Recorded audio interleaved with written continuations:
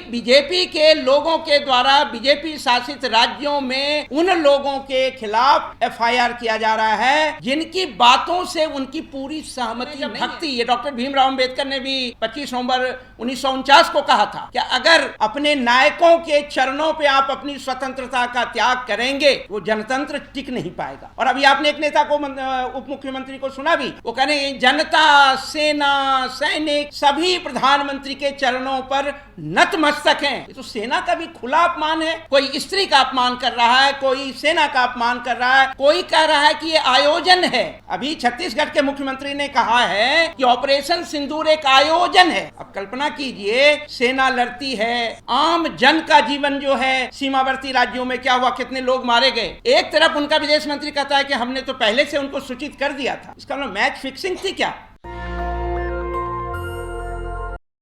बाहर भी उन्होंने मीडिया की वो तस्वीर खराब की है जो जनतंत्र के लिए खतरा है।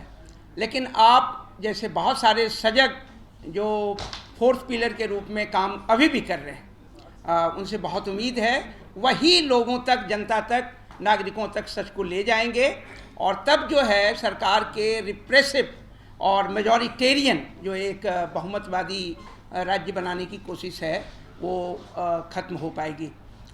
मैं सिर्फ यहाँ ये कहना चाहता हूँ कि डॉक्टर अली खान महमूदाबाद ने जो लिखा है उसको पढ़िए तो पता नहीं लगता है कि ये दिवालियापन है यहाँ के लोगों की, कि उन्हें इसमें भी राष्ट्र विरोधी या बहुत सारे समुदायों के बीच में बेमनस्यता, स्त्री विरोधी, पता नहीं कहाँ से वो ऐसी समझ पैदा कर रहे हैं। लेकिन फिर मुझे लगा ये समझ उन्होंने पैदा नहीं की है, उन्होंने समझ बना करके समाज में एक प्रकार से ऐसा असंतुलन चाहते हैं ताकि, और ये पूरी तरह से एक सत्ता की राजनीति है, इस बात से कतई आप इनकार नहीं कीजिएगा, क्योंकि ये सत्ता में पहुँचे ही वैसे हैं। एक और बात उसमें बड़ा इम्पॉर्टेंट है, आप उनके आर्टिकल को देखिए तो लास्ट में जय हिंद लिखा हुआ है।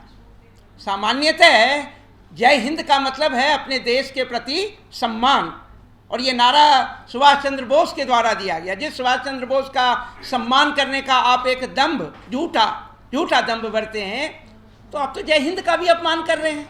जो बातें लिखी हैं उन्होंने उसका भी अपमान कर रहे हैं। बहुत सारी बातें आ गई हैं कि आइडिया ऑफ इंडिया और सारी बातें उसमें हैं, और भारत और पाकिस्तान के राष्ट्र के विषय में, पाकिस्तान के जन्म के संबंध पर जो सवाल उठाए हैं वो सारी बातें हैं उसमें। तो मुझे लगता है कि ये बातें समझने की ज़रूरत है। लेकिन मैं कुछ और कहना चाहता हूँ, आप इस बात का अध्ययन करें ये एफआईआर करने वाले लोग होते कौन हैं। जैसे यहाँ कुछ कहा जाए और हमारे किसी साथी के खिलाफ एक एफआईआर दर्ज हो जाए, फिर वो पता कीजिए कि ये हैं कौन, पता चलो तो बीजेपी के लोग हैं।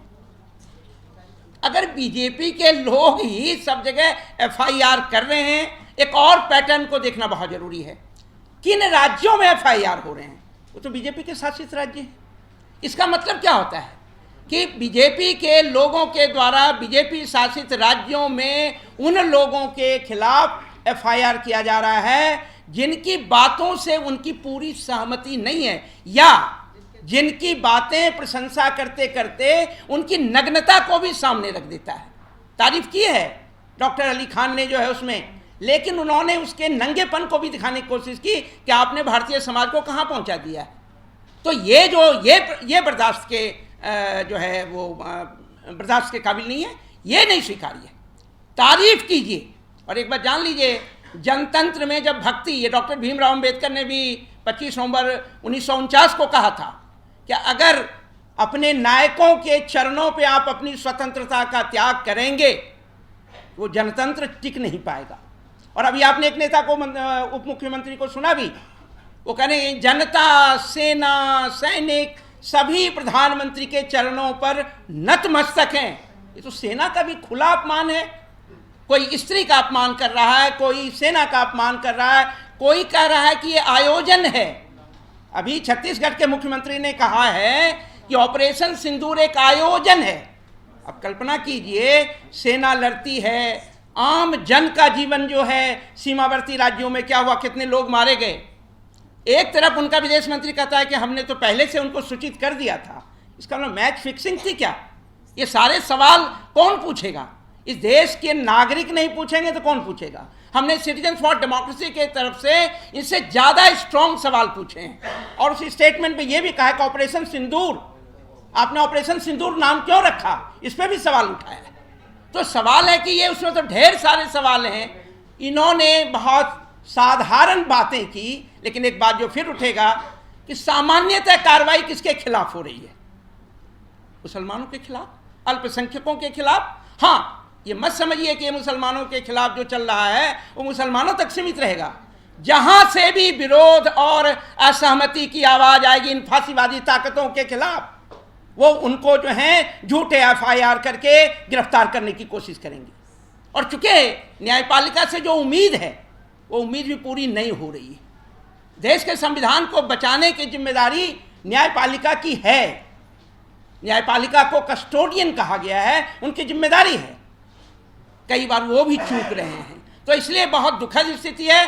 बल्कि मैं कहूँगा कि हम यहाँ अली खान के पक्ष में तो हैं ही, लेकिन प्रत्येक उस नागरिक के उस अभिव्यक्ति की स्वतंत्रता के पक्ष में आए हैं खड़े होने, जो हिंदुस्तान के डेमोक्रेसी में सरकार से सवाल करता है, उसकी अकाउंटेबिलिटी की बात करता है। और हम इस मंच से भी ये बात करते हैं कि इस देश के प्रत्येक नागरिक को, वो अली खान हो या कोई भी हो, देश की सरकार से सवाल करने का हक है। ये संविधान के द्वारा दिया गया हक है और इसीलिए हम सबको अपने इस अधिकार की भी रक्षा करनी है। अली खान जैसे नागरिकों के इस अधिकार के लिए भी लड़ना है और उम्मीद है न्यायपालिका संविधान के अनुरूप अपने कर्तव्यों का पालन करेगी। लेकिन सवाल सिर्फ अली खान का नहीं है, ऐसे किसी भी नागरिक को जिनके खिलाफ पुलिस के द्वारा, और एक देखिए धीरे धीरे पुलिस को सांप्रदायिक बनाया गया है, पुलिस को जो है धीरे धीरे प्रतिबद्ध पुलिस बनाया जा रहा है, कमिटेड। अभी हम एक प्रोग्राम कर रहे थे, 10-15 लोग इकट्ठे होकर के, और वो पुलिस 25-30 आ गई और वो पूछने लगे नहीं आप यहाँ कैसे प्रोग्राम कर रहे हैं? मैंने कहा भाई हम तो यहाँ बातचीत करने के लिए इकट्ठे हुए हैं, करेंगे। तो सवाल है कि उनको, हमें ऊपर से आदेश है, ये ऊपर से आदेश देने वाले कौन है भाई? तो इसलिए इन सारे सवालों का जो है वो जवाब, और सवाल तो पूछना ही होगा। जिस दिन आपने सवाल पूछना छोड़ दिया उस दिन जनतंत्र खत्म हो जाएगा। और आप जानते हैं जनतंत्र को खत्म करने की कोशिश क्या होती है फांसीवादी ताकतों के द्वारा, कि आप लोगों के मन में डर पैदा कर दिए, 2-4 को गिरफ्तार कर लीजिए, लोगों के मन में डर पैदा हो जाएगा, और डर पैदा हो जाएगा तो फिर लोग सवाल करना बंद कर देंगे। तो मैं तो इतना ही चाहूँगा कि इस देश का नागरिक इन्फॉर्म्ड सिटीजन बने और उसके बाद एक्टिव सिटीजन बने, सक्रिय नागरिक की जरूरत है, तभी देश का जनतंत्र भी बचेगा और अली खान जैसे अपने, चाहे वो शिक्षक हों चाहे नागरिक हों, हम उनकी रक्षा कर पाएंगे। धन्यवाद। नेशनल दस्तक की आपसे गुजारिश है कि अगर इसको बचाना चाहते हैं तो नेशनल दस्तक को सब्सक्राइब करने के लिए रेड कलर के सब्सक्राइब बटन को दबाएं, फिर बेल आइकन की घंटी दबाएं। नेशनल दस्तक को बचाने के लिए बहुत जरूरी है कि हर खबर को शेयर करें, लाइक करें, कमेंट जरूर करें।